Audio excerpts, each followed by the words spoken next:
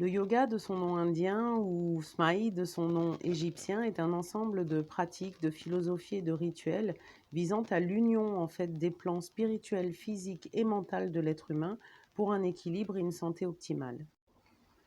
En fait, le yoga commun auquel on se réfère aujourd'hui consiste à l'enchaînement en fait de postures physiques alliées à une respiration particulière, et tout cela avec de la concentration. Ces trois éléments sont importants. Le premier, les mouvements pour garder le corps en santé, assouplir les muscles, relâcher les tensions, masser les organes internes, donc créer plus d'aisance dans le corps. La respiration, apporter plus d'oxygène à notre corps, fortifier les poumons, aider bien sûr les cellules, le système nerveux, calmer le système nerveux aussi, bien sûr, très important. Et cette concentration, pareil, agit sur le système nerveux, sur les émotions, la possibilité donc de maîtriser et de garder en équilibre et en maîtrise cet ensemble dans l'union, dans le yoga, par la respiration et dans le mouvement.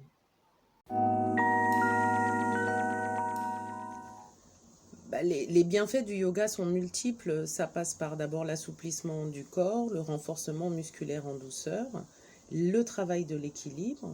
Ensuite, on en arrive au niveau des organes vitaux.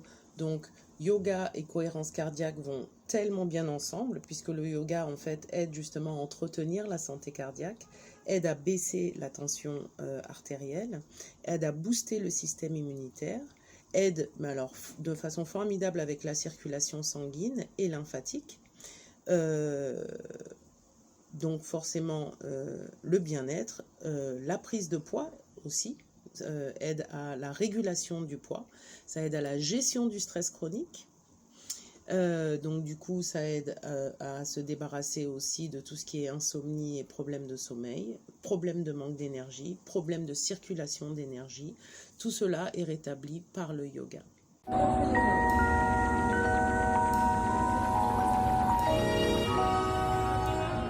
Quelque part, le yoga prépare à la méditation. On va dire que la méditation, en fait, c'est la douche de l'esprit.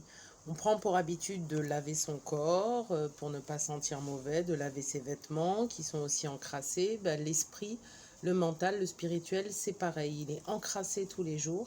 Et par la méditation, en fait, par cet état en fait d'être ici, maintenant, présent, et en se débarrassant en fait de tout ce qui est périphérique, on crée cet état en fait de paix, d'équilibre, de sérénité. Et la méditation, bien sûr, aide tout ce qui est anxiété, stress et tout ce qui va être des désordres mentaux, voire aussi physiques, puisque par cet apaisement, on laisse quelque part le corps faire son travail et les cellules bienveillantes, car notre corps est bienveillant avec nous, faire leur travail et réparer ce qu'il y a à réparer, ramener une homéostase, donc un état d'équilibre du corps, là où il a besoin d'être.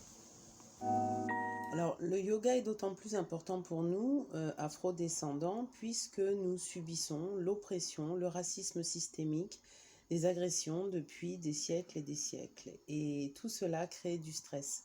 Ça nous fait vivre en fait en état de stress permanent. Le stress sur le corps, ça a des effets ravageurs, ça crée énormément de cortisol et donc de maladies cardiaques. On sait que notre communauté souffre principalement comment dire, d'hypertension, de problèmes d'hypertension artérielle. Et le yoga et la méditation, la respiration, la cohérence cardiaque aident à la régulation donc en fait du corps, à la régulation des organes internes, à la mise en équilibre, on va dire en harmonie. Et c'est là où j'utilise un vocabulaire musical, de ramener en harmonie ce qui est disharmonieux. La méditation et le yoga sont des outils qui aident, sont des pratiques qui aident à cela et à rester en santé.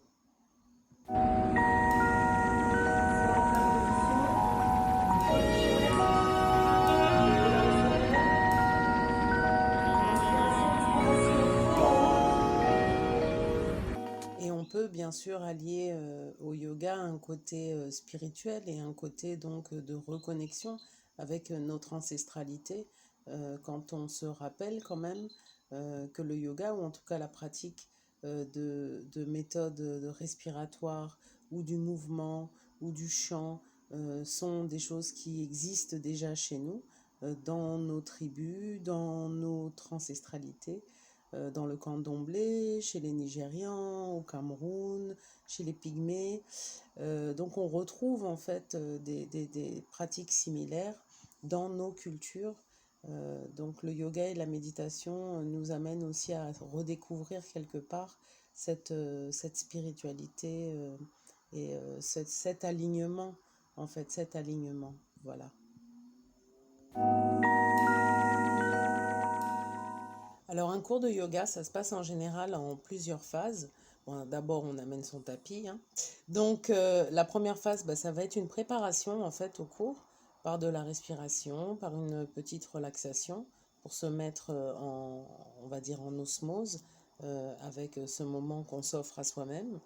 Le deuxième mouvement, ça va être les asanas, donc les postures qu'on va enchaîner les unes après les autres avec de la respiration.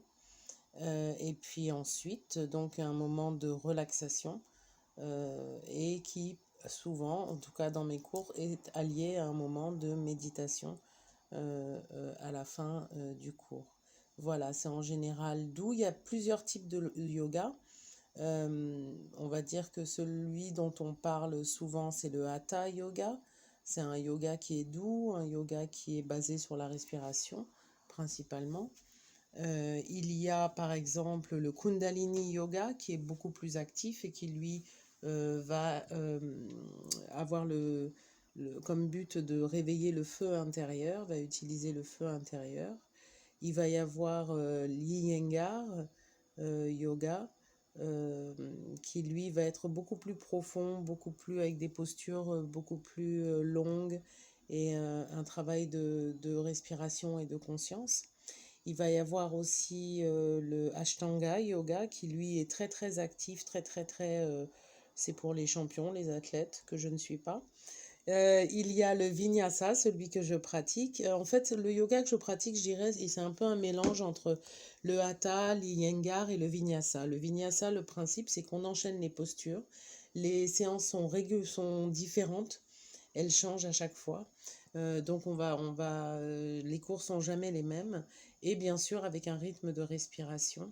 Alors, il y a des cours où on est en forme et puis du coup, on peut être un peu plus dynamique. D'autres où on va beaucoup plus lentement. Des cours où on va se concentrer sur un organe en particulier ou un chakra en particulier. On va travailler par exemple sur la gorge, on va travailler sur le plexus solaire, on va travailler sur le cœur ou des zones du corps qui ont besoin d'être détendues. On va travailler sur les pieds par exemple ou les membres inférieurs. Donc les bénéfices du yoga en tout cas sont infinis, infinis, en correction de posture aussi quand on a des problèmes de posture. On a dans ma famille ce problème d'allus valgus, vous savez, l'os du pouce qui commence à dépasser et dans ma famille, toutes les femmes se sont fait opérer. Moi j'ai refusé, à 30 ans j'ai vu que ça voulait voilà, venir et j'ai dit non et fait encore plus de yoga et c'est un problème qui est réglé aujourd'hui. Voilà, donc vive le yoga et je vous invite à venir découvrir le yoga avec moi. J'espère que je vous ai donné des informations utiles. Si vous aviez des questions, n'hésitez pas à les poser à la suite, j'y répondrai avec grand bonheur. Et à la suite, là, il y aura des informations sur un cours de découverte pour que vous veniez nombreux découvrir les bienfaits du yoga et de la méditation. Merci beaucoup pour votre attention. Je m'appelle Hélène Fossard et je vous souhaite que du bonheur et beaucoup de paix et beaucoup d'amour dans vos vies.